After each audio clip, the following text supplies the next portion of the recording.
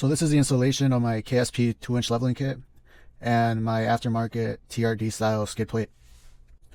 I had to install the leveling kit because on my previous video I put on larger tires and they were rubbing quite a bit when I would turn. So I did this hoping it would help, and this is how it looks before.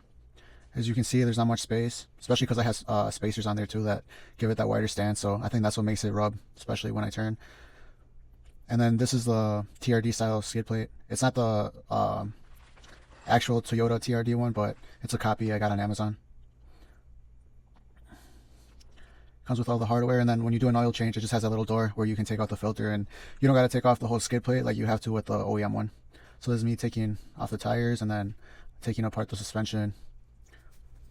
And it was honestly, for me, it was a pain in the ass because it was my first time doing it, but you definitely need a smaller sledgehammer and an impact wrench and all the other right tools, some pliers for the cotter pins, and just watch a lot of YouTube videos. There's a lot of good tutorials on here.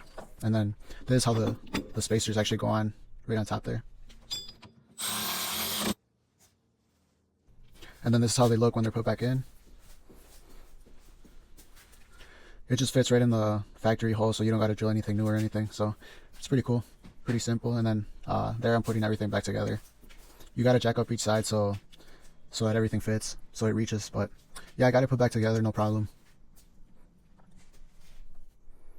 And then that's the OEM skid plate. So you take that off, and then you also got to take off these other bolts right here, because the TRD style skid plate covers a lot more than the OEM one. So you take out those 4 bolts, I believe, apart from the other 2 or other 4 that the OEM skid plate had.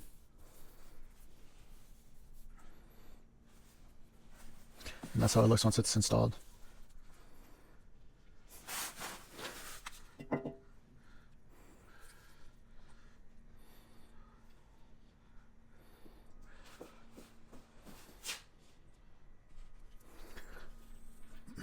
And once I lower it, you'll be able to see the difference, and I'll show you the difference of how the lift looks with the before and after.